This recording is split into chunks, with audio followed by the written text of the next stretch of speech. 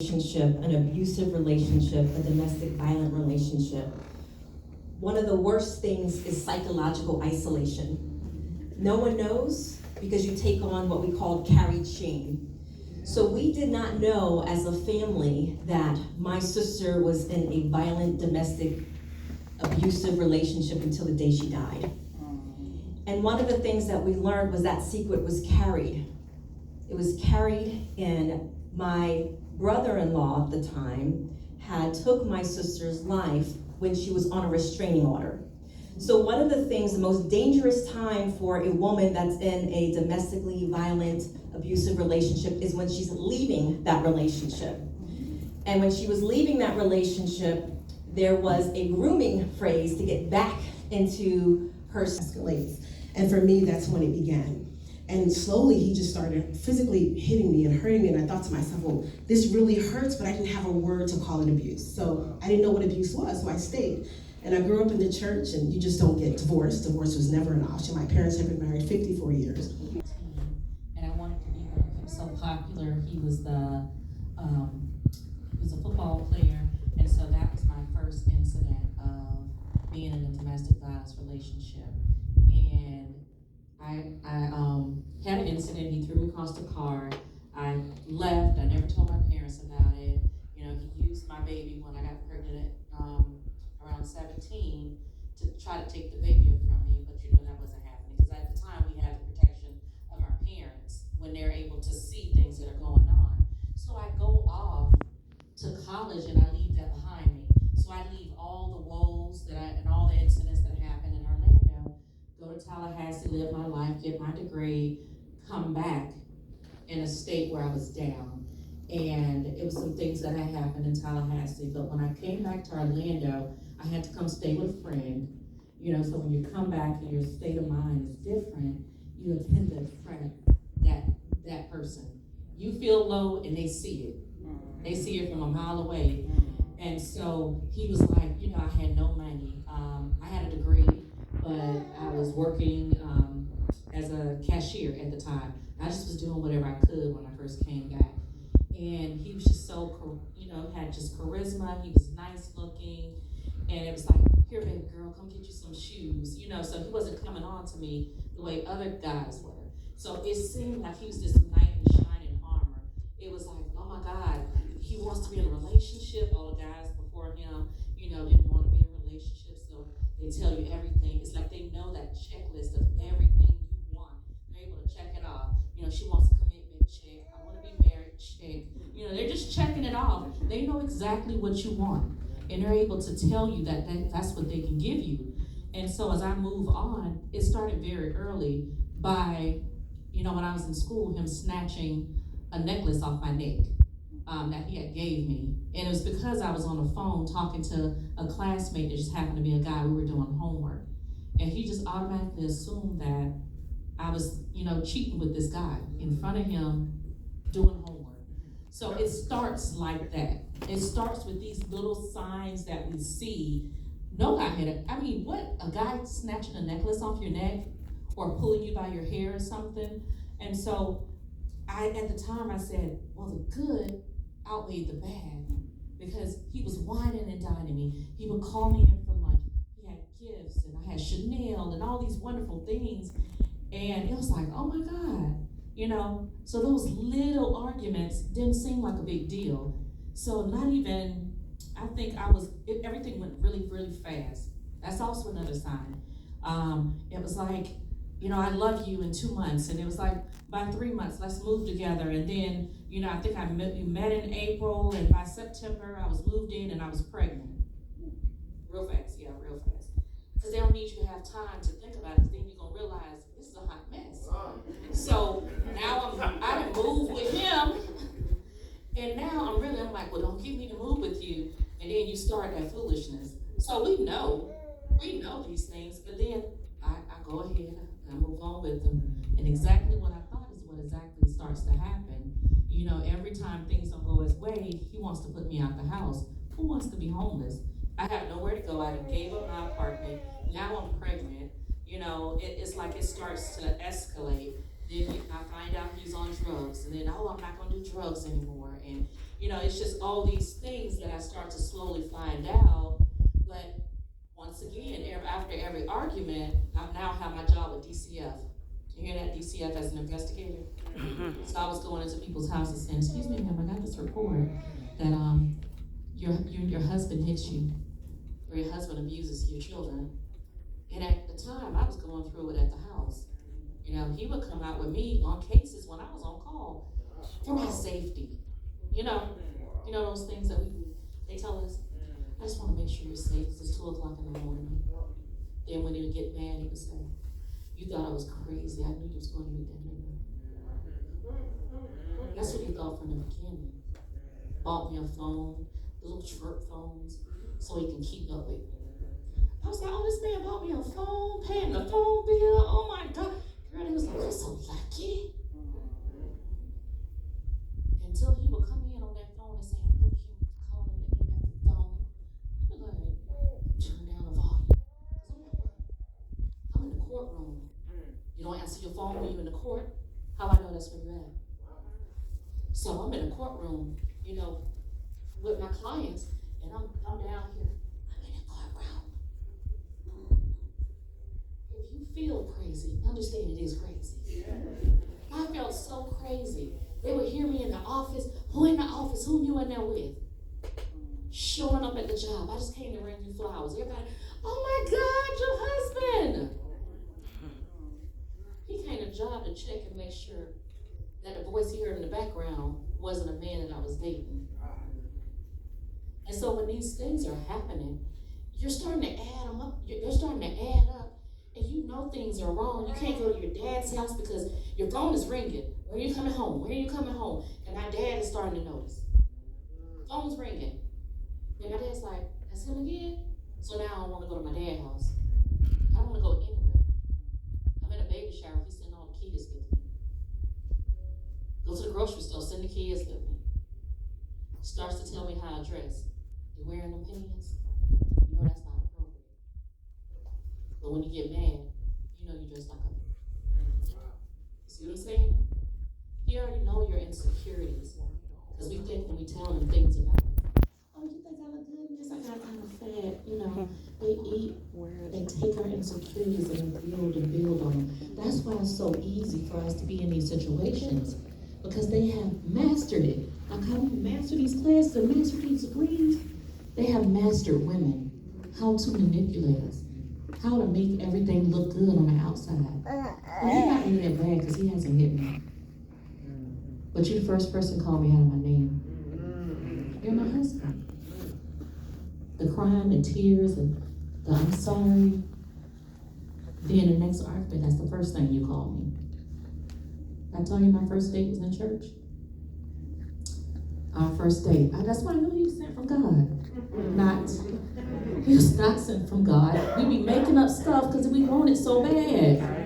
God ain't seen you no crazy man. Call you all out your name. Nothing you do to deserve it. And I knew this. Educated. I started making my own money. I'm going and counseling families in their homes. I'm taking domestic violence. People are taking classes to teach other people. But when I hit that stop sign on my way home, I gotta call you back. Because he had already gave me the rules. A wife should not be on the phone gossiping. That was his way of keeping me off the phone at home. A wife should be hanging out with single women. When these men start giving me all these rules, I said, good God, is this starting to roll down the street? Down the street. I need a list for my husband. And those are some of the controlling, and it continues to build and to build. And before you know it, it's years later, babies later, because every time you're ready to leave, I left 10 times. Yeah, she did say 10. Yeah, I left 10 times. I would leave because I knew it was wrong, but then I would come back. He always knew exactly what to say. There's the balloons and the singing and parts and the stuff left on the back of my car in the parking lot. Everything that I desired, he knew what to do. And I went back because ultimately I loved him. I loved my children. I wanted to be that ideal family that had, you know, the kids and everything, that stayed with their father. So we made sure we fought when the kids closed the door. But it really isn't a we fault. He fought. He hit you. It's not we. And I used to hear that term and I said, why is it we fight like this is a fair fight? I'm not another man. I'm your wife. I'm your girlfriend. There's no we fight. My last time going back, I did finally get a restraining order. And he threw the restraining order back in front of the police's face and out the door when they served it to him because I was around the corner. No fear of the law at all. Will kill you right there in front of the police. I went back, found out I was 5 months pregnant. And I said, wait a minute, maybe this is my sign. There we go with them signs again. We just be making up what God had told us. He told you not to marry him when I prayed, just like every other woman. I didn't even turn my marriage license in. For 2 weeks. Now you know you should marry. I could have been not married this whole time. I finally mailed it off 2 weeks later. These are all the signs. These are the red flags that we continue to move forward. Because you done paid the money. You done had the children. We stayed because of the kids. And so, going back was the worst thing that was the worst decision I had made. I had got free, had my own place, but at this point he was stalking me. He was showing up at my school. So I felt I was safer to go back. You had the baby at that point? I had I went back at 5 months because I didn't want to raise that baby alone. He told me he would quit his job before he paid me child support. So I go back and it starts to escalate until 2 years later, 2014, when there's Classic Weekend and we get into, he starts saying that I was embarrassing him in front of his family because his cousin offered when he came in town to buy the family food. So he said that was embarrassing. He finally got me alone that night, away from everybody. We were all having fun, people were visiting. And when he got me alone and everybody had left, he attacked me and told me to get out the house, to leave. It's 11 o'clock at night, just leave. And I was like, I just want to go to sleep. I want you to leave. And as I was leaving, he blocked the door and began to punch me. And he had never hit me that way. He would push me, you know, even we got into an argument, he spit on me. But that day he punched me and I blacked out. And the thing that happened in my head was saying, is this man really gonna kill me today? Is this how women feel right before they are killed? Because I had a vision a month before that this wasn't gonna end good. But I didn't leave. I stayed because it was safe to me. It was safe because it was a home. I don't want to go in a shelter. I look too cute to be in a shelter. Too cute. I'm a worker, I'm walking around and I got degrees and you mean tell me I'm gonna go to a shelter? That shelter would have saved my life or saved his. Because that night that altercation ended in his death and defending myself. Yeah, but it doesn't just end that way. You would think, okay, and she was defending herself. No. The story comes out as I was arrested for second-degree murder. Pre-K teacher kills husband. I had to end up giving my kids temporarily to my family. At the time, I was a pre-K teacher. I was fired on the news. I ended up in maximum security jail. I told you I had a criminal justice degree. Yeah, I had a criminal justice degree. So I was like, well, this ain't gonna work. I'm in here for second-degree murder. Chained, bound, high alert, violent. News stories in the paper. People talking about my life. She snapped. How you snap? I didn't just come home and kill him. He attacked me and in fear for my life. And because I did not say those words, I was defending myself. That's the reason why I was booked. But I was acquitted.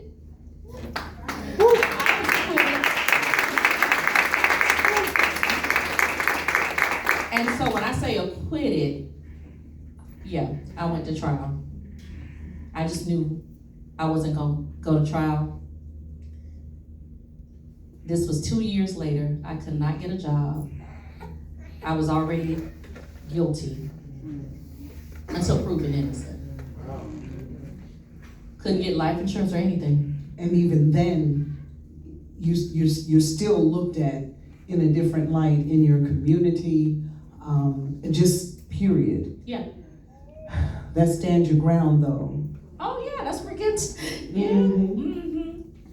So stand your ground is now official that a woman in a domestic violence relationship that defends herself can stand her ground. It's a defense. In my case, set the precedence for it. Wow.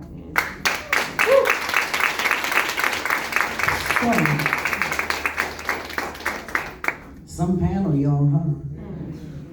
Okay, I don't know if y'all know this, but we have the state attorney from the 9th Judicial Circuit in the house with us. Monique Morel, if you will stand up for just a moment. Monique, yes. Monique and her staff are with her as well. And when your assistant called and said, listen, we want to be there that night to support you guys, we just said thank you, thank you, thank you. Because you have an entire division on domestic violence, right? You handle it? Amen. We're going to ask you all to come up a little bit later. But I just want you to know that you're in safe hands. We have Harbor House in the house with us today as well. We have several mental health counselors that we have interspersed throughout the room. You don't have to worry about a thing. You're in good hands, okay? You break down, we got you, and it's okay.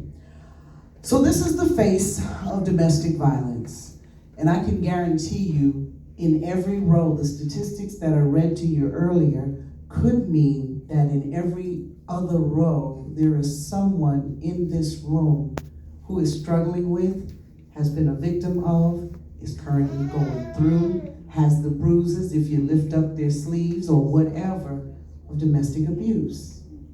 So we're the face before you, but you all could possibly be it, okay? Where do you think it all begins?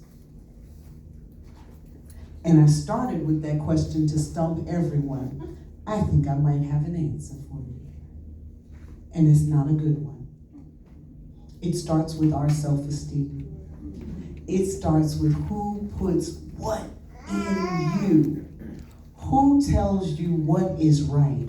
Who shows you what a good relationship looks like? Who points out to you when something's wrong with that guy that you're walking around with, or that girl? Because guys struggle with it too. Who turns their cheek when they see you already are like 15, 16 and you coming home with bruises? Or better yet, 12, 13, 14 and you slamming doors like you own something in the house. Something has changed about that young woman. Could be that she's having sex. Could be that she's running with the wrong people. See, we become a signpost for domestic violence early on. And you all have said it different ways that people can sniff those signs out. We got to be careful what we put in to our young women and to our young men. Because abusers don't just wake up at 25, 30, 40, 50 and start beating on somebody. They've been doing it, y'all. And we don't give our girls permission to feel comfortable enough to talk to us and tell us, Ma, let me tell you what happened. Because if she felt comfortable enough, she wouldn't be 25 and still getting beat down. That's a hard pill to swallow. That's a really hard pill to swallow. And we cover it up so well. How do we get a chance to do that, Lisa? We cover it up. But do people, if they know us, do they see it? Did you see it in your sister? You said no. And how does that make you feel? So that's 2 questions. So we think about it like a tree, and you said it, right? So we look at the roots of the tree, that's our self-worth, and it's buried under the ground.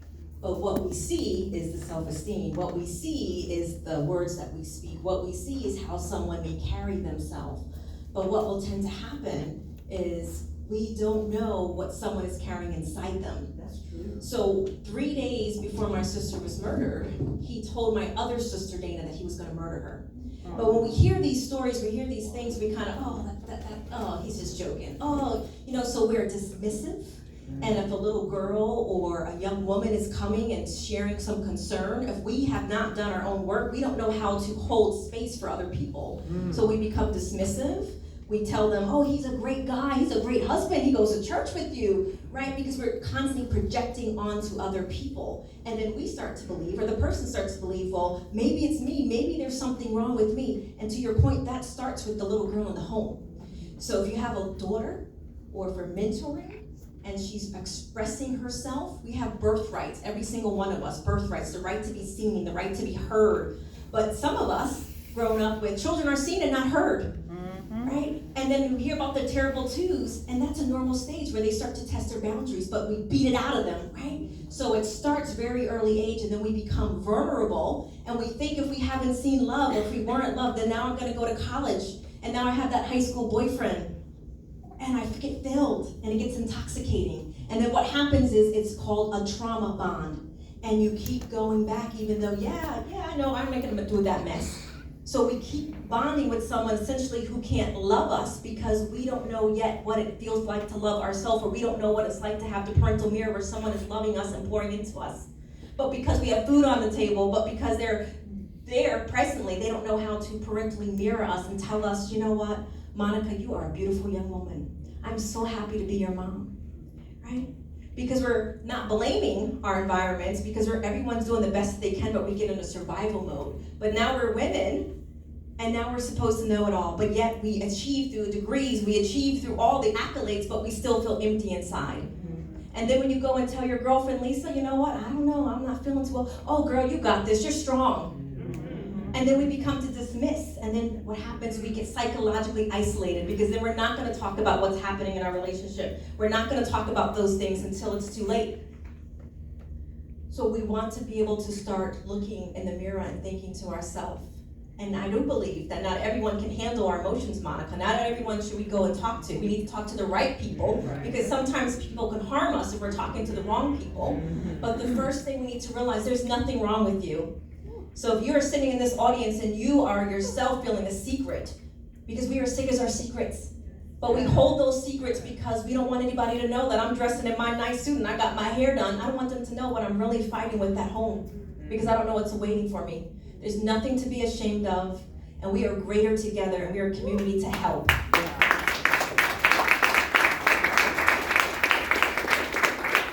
So you know how you make the sound? Take that. So what I want to do is I want to put a pause right there. And I want somebody who is brave enough, bold enough to just share with me that they think they might need some help. Because you can get it tonight. You can get it tonight. And I say that to you because I've never sat in any kind of open forum like this. I've never done this like this before. And we've done it on the radio, and we had some hella calls on the radio, and you had several waiting for you when you got off. But now we're in person, and I'm wondering how this would work. So I don't know if bravery, boldness is going to do it, but I know that I can come stand next to you. You can talk as if you're just talking to me. I have a microphone. You can whisper if you want to, if you need to. Hey Monique, how are you? You can do whatever's going to make you feel comfortable. But the one thing that I said to you when you came in the door is that you will not leave here like you came in. I'm not gonna let that happen. I'm gonna close and lock the doors because you cannot leave out of here. All right? We are a room full of, this is your new tribe. This is your new tribe. And like I said, I got counselors in this room, you just don't know it. I'm strategic about what I do. And Marvin's my producer back there. 2 words that I use all the time. Got strategies for you, and it's robust. So trust me, I figured this whole thing out. So you're sitting in safety. So if it's not meant for you to say it right now, that's okay. What I will do is that I will talk about, I'll just throw out words. Shame. The shame that you felt knowing what, and when you think about yourself, we cared about ourselves, but we just didn't know where to look, who to turn to. Because people have this image of us. People have this image of Monica May. And she getting her ass beat every day. How does that sound? But it was the truth. I mean, that's a shame they want us to carry. And the thing about abuse is they slowly chip away at you. They don't one day just tell you you're not worth it, and then you just walk away not believing that you're worth it. It happens over a series of time, day after day, month after month, year after year, until they break you down, until you believe everything that they tell you about yourself. And that shame literally begins to seep out of your pores and really destroy your sense of self-worth. And so that literally is what happens with shame. It's not something that you just wake up and feel one day. It's intentional for them because they know that shame keeps the secret, right? And you don't want other people to know what's happening because you're ashamed, not realizing that as a victim survivor of domestic violence, there's nothing to be ashamed of. You didn't do anything wrong. And because with that silence, it keeps the violence hidden. And that's what prolongs it for so long. I think sometimes that we like to project how we're feeling inside onto others. And so realizing that sometimes you've told a friend that, oh, I would never be in that situation. I'd never deal with that. Oh, he cusses me out, but he's never hit me like he hit you. Baby, you in a toxic relationship too. You know, oh, he doesn't hit me, but he cheated on me. It's toxic. Where is it going from here? He's already known what he can get away with, and he's going to continue to test those boundaries because you have not left. You are still there. And how dare we judge other women and tell them how toxic their relationship is, and we done let our man cheat on us over here 20 times. He done slapped us down because we call him cheating. But we reflect that onto our girlfriends so that they're feeling shameful. So no, not only is that man making them feel that way, now the sisters told you that. Your friends have told you that. So now there's shame, even in my situation. I remember the police officers talking about it. Everyone had an opinion. The aunts, the mothers, it was people that you looked up to, and when they tell you you're the problem, how do you know otherwise? We're isolating. We're victimizing the victim. How does it feel as a victim to be the murderer, the wife that snapped,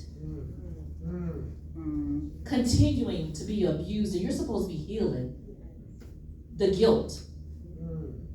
Oh, that's another one I ain't gonna get for you. No, that was going to be your next one. Yeah. Guilt. The guilt. Anybody in here want to take a stab at what shame feels like or what guilt looks like? And if you don't want to respond to those words, are there any questions that you might have for the panelists? All right, you got it? He's got a mic for you. This is the one time I'm not going to say introduce yourself. That's up to you, totally. You don't have to. You gotta put that mic up to you. I commend you ladies to keep me in my prayers and just. Can you turn the mic up? Thank God. She just has to put it up to her mouth. There you go. The guilt part, the shame, that's near and dear to me right now. Come this January, I'll be divorced. A year after a 23-year marriage relationship. Story sounds a mixture of all of y'all's together. But in my story, 17 years old, I met a minister. I lived out of town, moved here after graduation, went to college, we got married, went through a lot to have children, ended up having 4. He's the pastor and he's a detective. And very narcissistic, extreme narcissistic. Everyone's role model, everyone's protector. He's the perfect man. Just the past 3 years, been going through hell.